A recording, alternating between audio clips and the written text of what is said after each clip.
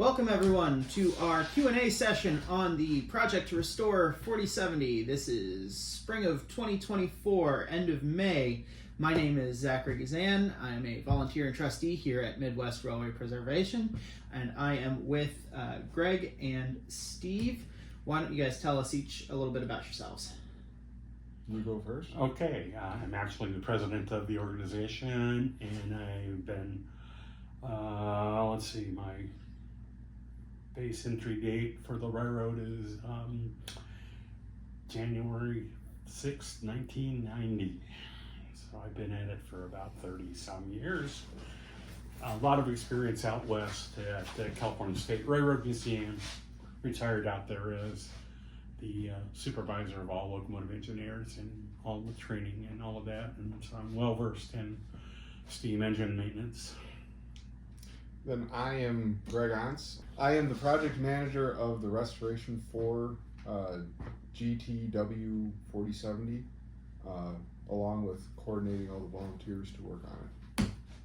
Okay, so just a reminder that we put out a call for questions about the project at the end of our fall update last year. We combed through Facebook, YouTube, Instagram, all of those places to find all the questions that people left about the project. And they kind of boiled down into a bunch of them. So we have a reduced list here. Sorry, usernames aren't going to be called out. But let's get it started with the big one. Can you even fix that thing? Now, this being specifically the crack in the frame, not so much the locomotive. We know that the locomotive can be fixed with enough time and money, but the big question is, are we even allowed, can you even fix a steam locomotive's mainframe? Well, according to FRA, we even have a part that you can look up, which is CFR Part 2 30.106 relating to broken frames.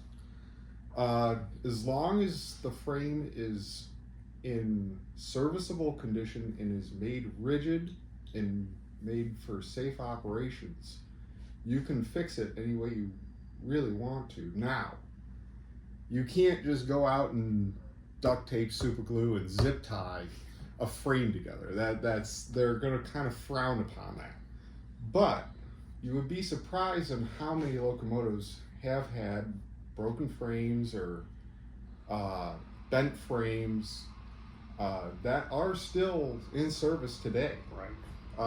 And the railroads did it for years with wreck repairs and all of that. So. Exactly. Now, what we plan to do is chase the crack all the way through the frame till there is no more crack. And then we will weld it all out and die check it as we go to make sure that we have gotten all the crack in the frame. And then we will put sister plates on the crack, or where the crack used to be, to strengthen it even more, along with putting struts and braces while the crack repair is being done, so that the locomotive doesn't move in any way, shape, or form that would affect this repair later in life. And everybody's got to remember that when this was done, this was at the end of steam. Everything was being either cut up for scrap, and they just needed a little bit more time.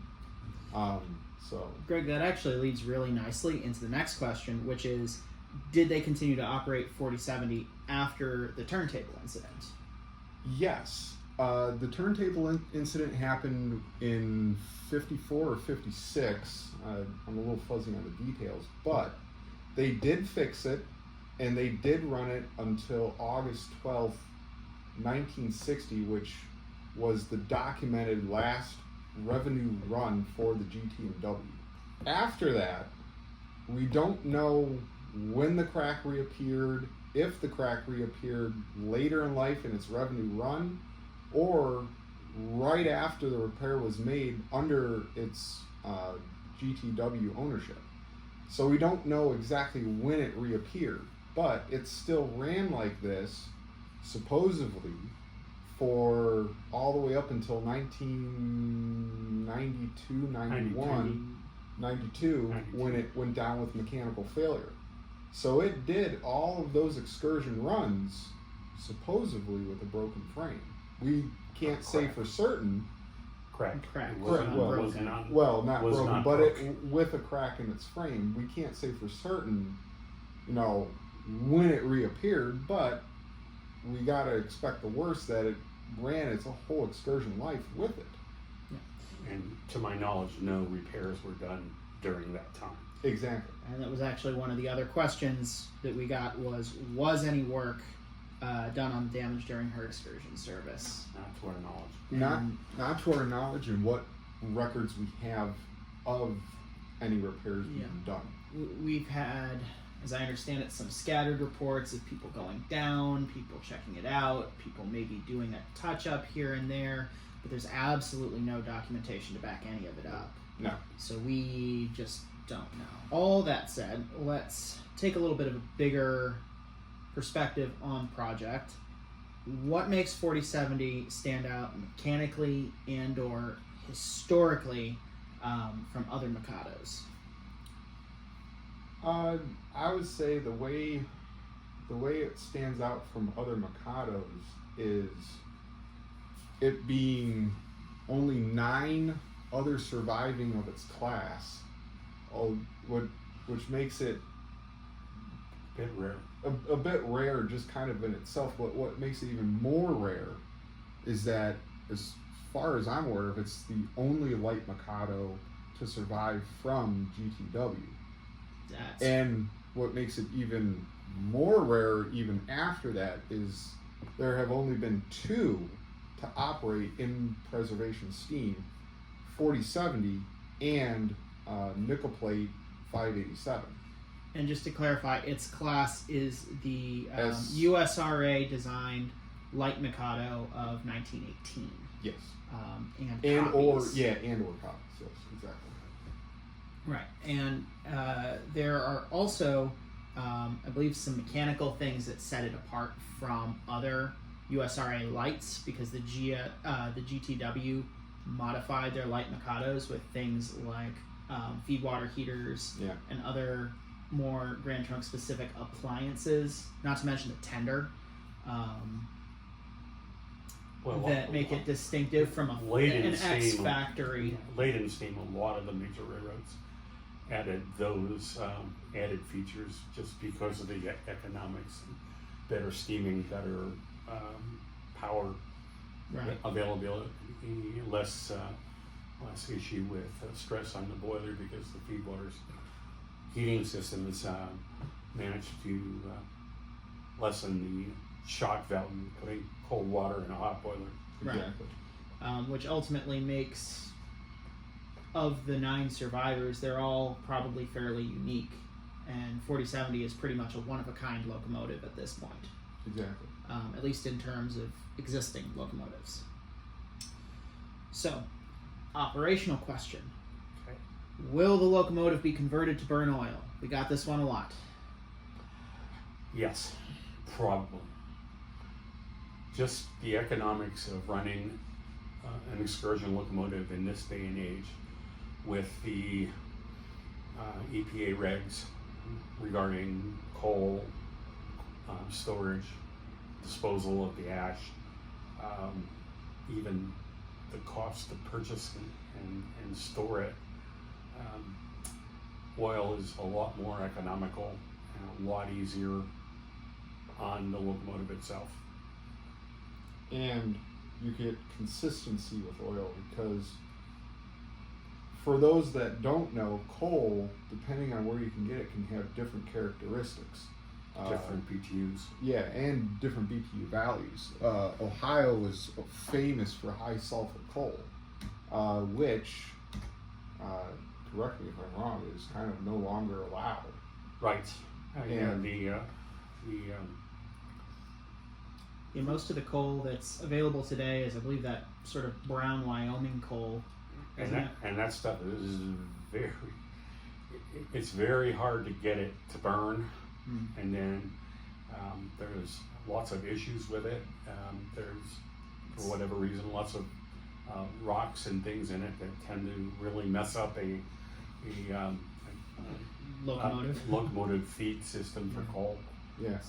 It's Oil not- is just it's so much cheaper, so much easier for the crew to Exactly. at the end of the day when they're done is to just basically shut her down and let her cool down on her own and not have to worry about a hot bed of coals and what to do with all of the ash and all the rest of that. It's just economically, it's a lot So in terms more reasonable, especially for a tourist type operation. Just it's going to be cheaper. And funny, actually, this earlier today I was talking with a guy that actually remembered steam running in his backyard, and this goes to operations of taking steam out on the road. When, depending on where you are geographically in the United States, you can be really working the locomotive hard. And when you do that, you can actually pull cinders off the fire bed and send it through the stack and set roadside fires and stuff of that nature. The gentleman that I was talking to actually remembers locomotives doing this. So I can tell you firsthand. I've had experience exactly. back in the day in California with one of our locomotives there was coal-fired, and we had lots of calls during the season to the fire department for setting probably railside fires out. setting fires on the right of way. Exactly. And it doesn't take much when it's that dry to really cause a major issue. Exactly. So just economically, it makes more sense. Absolutely. Logistically, it makes more sense. Operationally, it makes it a heck of a lot easier. You don't have to carry around your own crane to, or You don't have a to. bucket or a shovel to take it and put it from one gondola. You don't have to learn the foibles of a duplex stoker. Well, not only that, but in my experience, it's a lot easier to fire the engine with an oil-fired setup rather than in coal.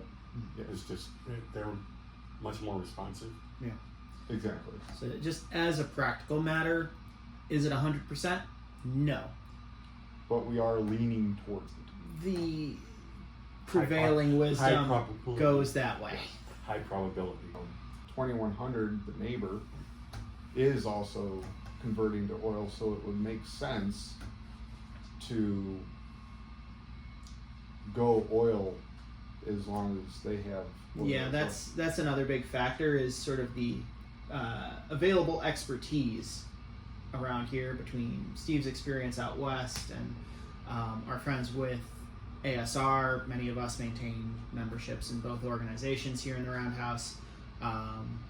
Oil is going to be a much more well understood practice, I think. Yes. Okay.